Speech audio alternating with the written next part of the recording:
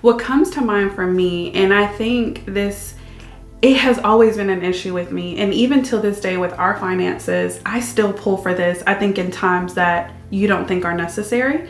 And that's really just putting things on payment plans. It is so normal for everyone and their mother and their grandmother to have like a device charge on their cell phones, right? For the 2 years. I have an Apple Watch. I don't have an Apple Watch, but I'm saying everyone has an Apple Watch or whatever other kind of watch. But they're also paying installments on that. Oh, and by the way, the furniture, right, that I have in my house, that's also being paid monthly. And I'm going to send you a gift, but I actually put it on an Affirm plan, right? And so all of these payments, so think about it, right? When you think about the phone companies, they don't charge you interest or anything like that, right? When you put your phone on a monthly plan. But what it means is if you think about leaving us, here's this big balance you still owe us, by the way, right? So it's a way to keep that customer.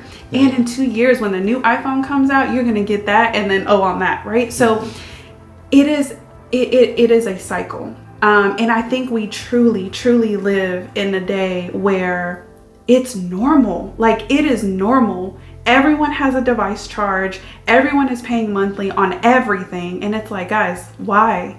Why are we enslaving ourselves to these people?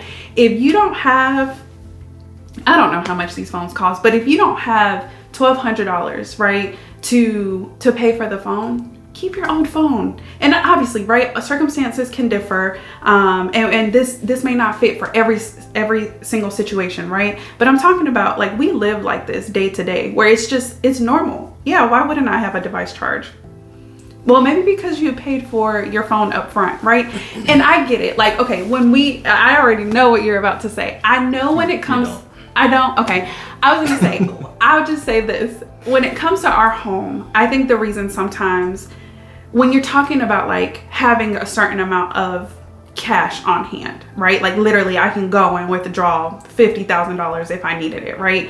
I understand like the times that you've kind of told me like, why would I go give these people, $3,000 for a laptop if I have it right here and I can just slowly, just in case, whatever, right? So I get that, but I don't feel that is, one, I think getting to a point where none of that even matters. But I think two, the way of the world is, oh, get it today.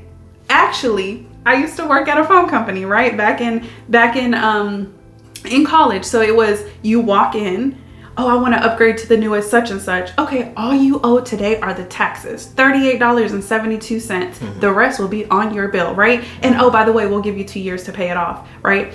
And so it is truly, I know we say cycles a lot, but it is truly a vicious cycle of always owing someone something, right? But what happens if you just put that effort on the front end? If you cannot afford an Apple Watch, you will be okay without that Apple Watch. Mm-hmm.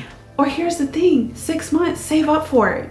Right? And now you don't owe anything. If you lose your job, it doesn't matter because you own the Apple Watch, right? Mm-hmm. So it's just, those are the things that's like, yeah, we can, but like, we really shouldn't, right?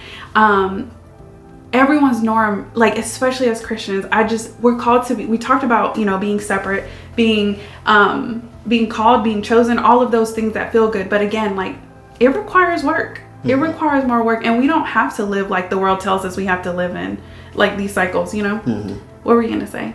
You kind of hit on it, that the reason it's more of a norm now because the retailers are doing it. Mm-hmm. And they being strategic, and just like credit cards, credit card companies take advantage of those that lack discipline. Mm-hmm.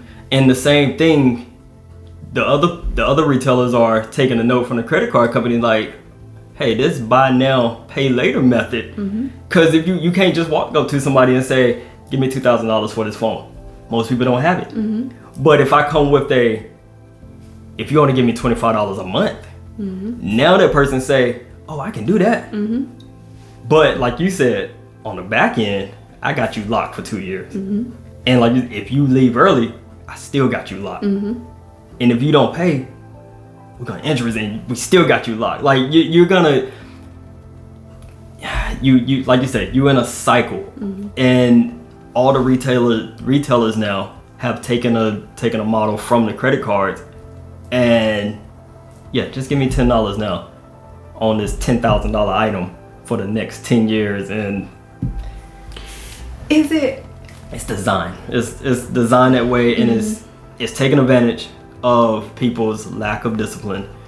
And you have to be aware, and you just take note, and just really get upset and be like, I don't want to be part of your, I don't want to be tied to you for the next 2 years. And like I said, go on the front end. Now, mathematically, in a different setting or podcast, we could talk about, I look at it more from a math standpoint. And you really get into it, it's more things you could do with that money at that time, especially if it's not drawing interest. But that's a give and take, and that's getting nickels and pennies. But for the principle of it, yeah, if you can pay it on the front end to avoid a slippery slope or avoid you being bound to a retailer or whatever, then yeah. But yeah, for the nickels and pennies, it's I was gonna say, like, I got kind of passionate just a second ago because they feed off of the lack of self-control.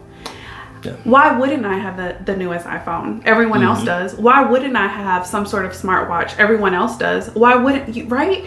And so it's just, no, but this is what we're doing, right? Like, this is what everyone is doing. And because it wouldn't make sense for me not to be involved in that, or not to be a part of that, or not, yeah, I can pay $25, 25 here, 25 there, 25 over there, right? And then you look and it's like, yo, you got $600 a month on stuff that literally is depreciating in value as we speak. Because the moment you walk out with it, it's going down in value. So you're going to take these next 2 years to pay off something that can never give you anything in return.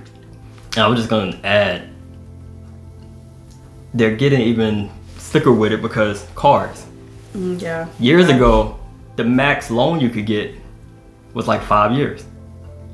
Now, they're increasing the amount of the car, but then to get that payment down to the consumers where they feel comfortable, get you down to that $300-400, but you don't realize you just signed a 9-year a 9-year loan. So it's like they got smart too. Like, okay, somebody's not gonna come in here and buy a $80,000 car unless we tell them you only got to pay $200 a month.